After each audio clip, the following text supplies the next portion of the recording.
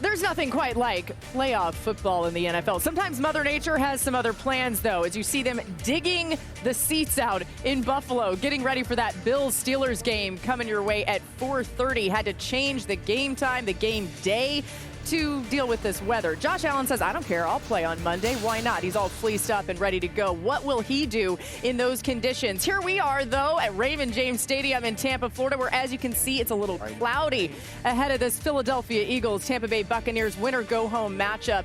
It's one that they are so excited for. Both quarterbacks dealing with some injuries, but they would not miss this one for the entire world. And as we begin NFL Live from Tampa Bay, it's time to check in at our Domino's pregame headquarters. I feel a little guilty bringing in Dan Graziano from Buffalo because the temperatures are frigid there and it is slightly warmer here. But we are going to bring in Graz as he's surrounded by some of the best fans in all the land, and the Bills and the Steelers fans. And Graz, to start with this, how are these teams preparing considering the day change and the change of the time of game? Graz can't hear me, so I'm just going to lay out and let him go.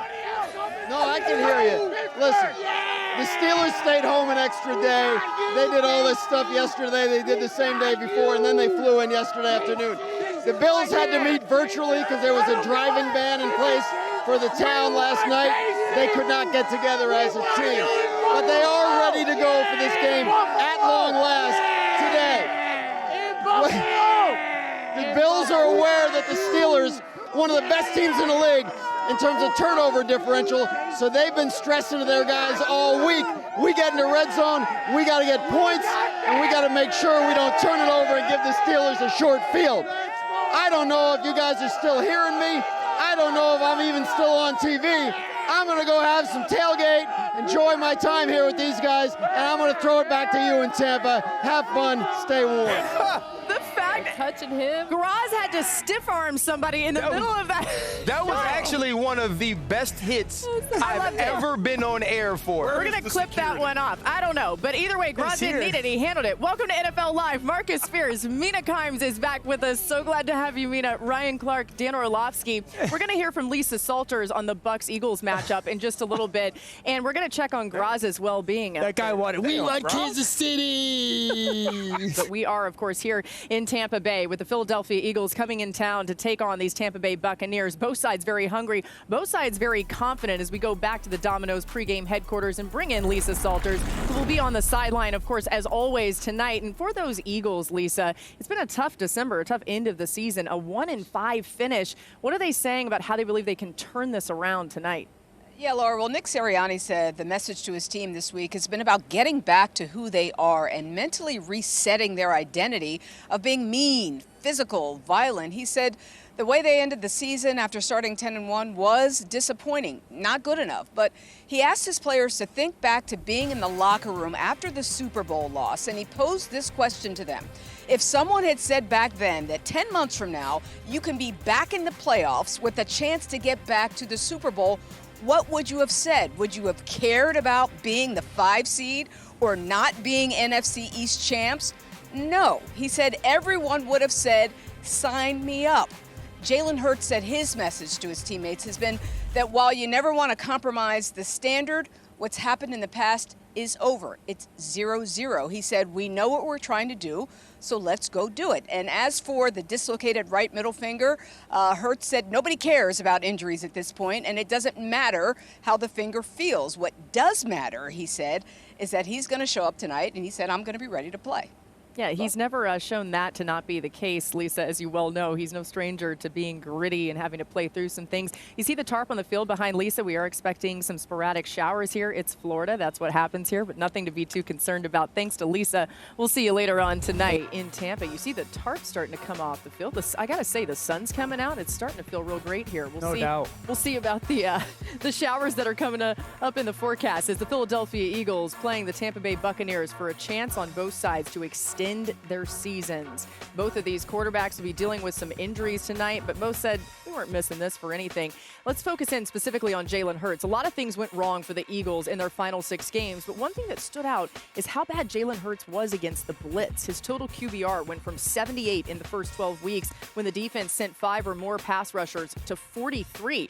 The BUCS defense loves to blitz, as we know. They had the 3rd highest rate in the NFL this season. Dan, what do you think's been the biggest issue for Hurts in this Eagles offense in this late part of the season? The blitz has startled him, and he hasn't had a plan for it. This game's going to come down to that graphic right there. If he can handle it, and offensively they can handle it, they'll win. If not, they will lose this game. And startling is the big issue. So they're going to drop and play cover 3 on the back end, motion out, and they're going to bring both edge guys, okay? So in totality, Tampa's going to bring 6 guys. Well, Philadelphia is protecting with 6. We're good. We got a guy versus a guy. You have to trust that pocket, Jalen, because here's the reality.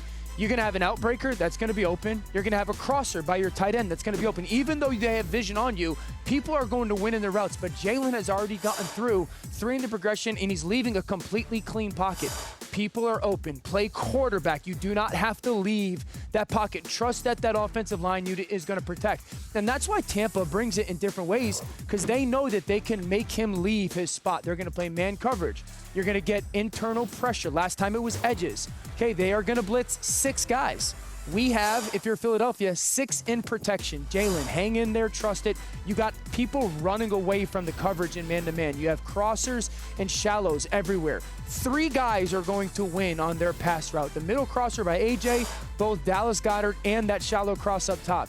Jalen has already left the pocket. Instead of hanging in there playing quarterback like he did last year, this game will come down to this. Todd Bowles is going to pressure him, and if Jalen decides to run around and try to play almost hero ball or panic ball, they're going to lose. But if he can just compose himself and play point guard or distribute, they got a chance. I want to see more of Jalen Hurts as a designed runner and less of Jalen Hurts as a scrambler. Yeah. To your point, the blitz is everything in this game. And we were coming off of that Week 18 meltdown versus New York where they looked utterly unprepared for a very predictably blitz-happy defense. This is another predictably blitz-happy defense, although to your point, they bring it in a bunch of different ways. You also have to be ready, by the way, for them to drop 8 at times. Todd Bowles will do that as well. I'm very curious to see what their answers to the blitz look like without A.J. Brown. Perimeter screen? This season has been overwhelmingly, he's been targeting A.J. Brown, really in all situations, but against the blitz, perimeter screen. I'll be curious, hey, maybe get the running backs involved in the pass game, which is not something they ever do. Yeah. They need something different, basically, against the blitz. And then to what I was saying about the designed runs, watching that Week 3 tape, they couldn't stop the perimeter runs. I mean, it was Tampa Bay. Tampa Bay could not stop Philadelphia on the ground, in part because they respected Hurts as a runner.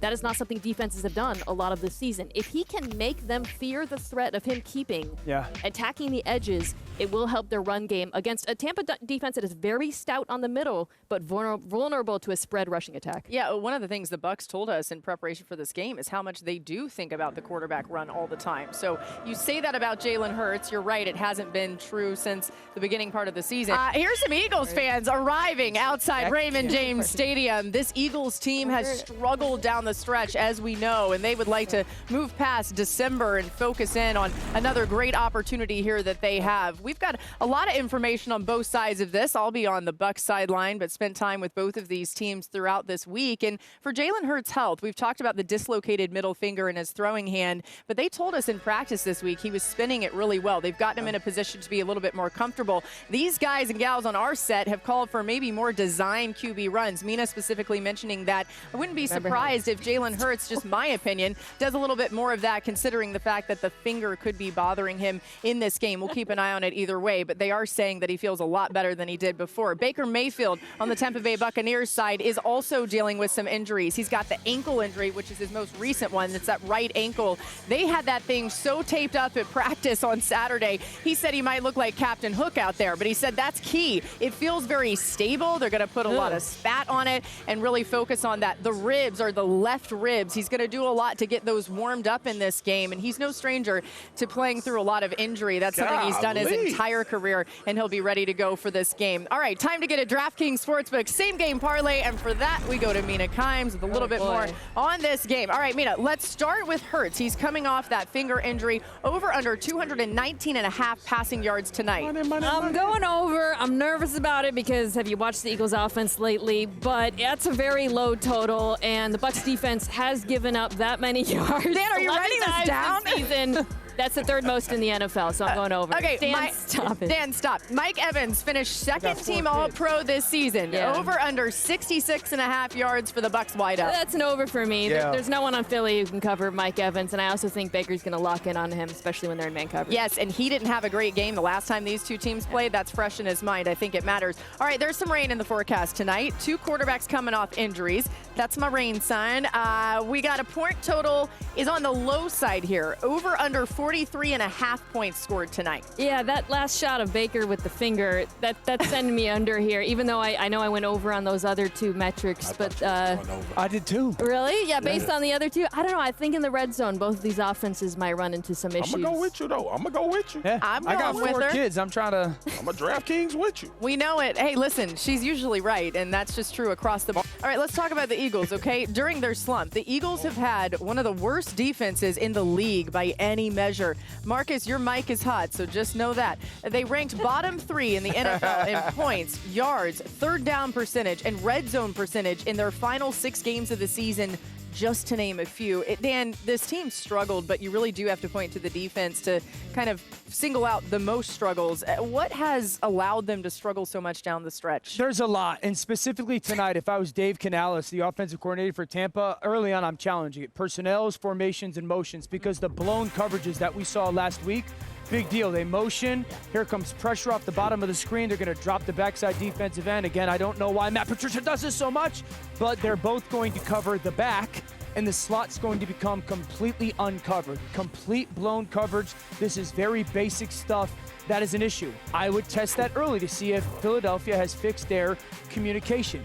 Again, motion the back. They're trying to push it from one side of the field to the other and take the backside end to peel off as the coverage guy. I would challenge it tonight with White for Tampa Bay. Does Philadelphia in their communication by everybody on their defense, do they have it figured out? And now they're just trying to match playing cover 4. I take 2 people out with my wrap in. That linebacker has got to match the receiver. Everybody has got a guy once they come into your area, but they got bad eyes. I would empty them out tonight and see, hey, is everybody doing what their rule and or responsibility is? If I was watching that game tonight, that is exactly what I would be watching early on for Philadelphia's defense. Have they fixed the communication aspect to at least give themselves a chance to play better defense? You don't like it when they're best pass rushers and coverage? Oh, my You're not a fan of that? Dude, yeah, we could do the whole show on that. No, I think for Tampa, the challenge becomes there are so many things you can attack with this Eagles. No, I'm being dead serious. Because, okay, the Eagles defense can't stop the run. Tampa can't really run the ball. Right. Yep. I don't think they should. No doubt. You should lean into what you do well, which is quick game. Get that ball. We talk about Baker Mayfield and why he's had the year he's had, how he's been able to turn things around. It's because he is getting that ball out quickly. He is taking fewer sacks. Yes. The offense is built around that. The Eagles can't defend that. Make them tackle. Lean into they can't tackle your wide receivers. Lean into what you do well instead of trying to play to the Eagles' weaknesses in the run game. I think this plays exactly into what I want to say, is which when you watch this Eagles defense, they never have hats around the football. It's sometimes nobody in the vicinity, and then other times there's only one guy to make the tackle. Now, when he misses, you see the yards after catch. This is a defense that's not tied in schematically, and they don't play with enough effort and pursuit to make up for that. And so if you're the Tampa Bay Buccaneers, you want to get the football out of your hands quickly, exactly as Mina is saying, and now Chris Godwin, Mike Evans, let's see what you can do with the football in your hand. This is a way to possess the football throughout the night, but also create big plays with mistakes by the Philadelphia. And you know what Tampa does on offense when they get into the third down? They're going to take Mike Evans. They're going to put him by himself. They're going to take Chris Godwin opposite him, and they're going to say, hey, if you're going to play Mike one-on-one, we're throwing it to him. We'll go win here. If you shade to Mike, we're going to throw it to Chris. It'll be interesting to see if Darius Slay plays, how healthy he is, and Avonte Maddox. Because if they want to double Mike and then take Slay and put him on Chris Godwin, that might give them their best coverage opportunities on third downs. Yeah, speaking of some of the quick game and what Tampa may do, you got to think Godwin's a big part of that, and he is arriving here at the stadium. We'll take a look at him getting ready to go. Oh, he's got the Lakers on. Is that Lamar Odom? I don't know who number 5 is. That must be his friend. That's Lamar Odom, man. I know. Lamar okay. Odom was number 7. Dan, 7? Come Yes. on. All right. So anyway, there's Most Chris Parker? Godwin on the Eagles side of things. Devontae Smith with A.J. Brown not playing. Devontae Smith figures to be a key part of this offensive attack for the Come on, Eagles. Slim Reaper. A reminder, too, that Jalen Hurts dealing with that finger injury on the throwing hand, that middle finger, but yet had been playing well in practice and, according to Nick Sirianni, spinning it pretty well. They're all getting ready to go here, and that means it's time for us to pick the game. So we'll start with you, Mina Kimes. No, don't. Eagles or Bucks? Go ahead. I went with the Eagles. I don't know how you could listen to us talk for the last 10 minutes to do that. I think they're able to run the ball. I think Jalen Hurts runs I'm the ball. going with the home team, Tampa Bay Buccaneers. Okay. I think it was Cam Reddish, number 5. I'm going to there you go go. with, actually Googled. I'm going to go with the Eagles. I think they crease some runs versus Tampa's pressure. All right, I can't pick because I'm on the game call. Let's go over to Swagoo on the pirate ship. Who you taking, Swag? It's no way these people would welcome me into their home, and I wouldn't pick them to win the game at their home. And they sold me a ship during the show. I'm going to Tampa Bay Buccaneers. I think they need to create doubt in the Philadelphia Eagles defense early. That's big plays, explosive plays from Baker to Mike or Chris Godwin. I'm going We to tell are you what, if he 3 could buy a hours ship, away. they ain't negotiating with him like they I'm negotiated about to with me. say, goodness, Jalen Hurts is arriving. Keep it locked on All ESPN money. all night All long. money. We'll see you tomorrow.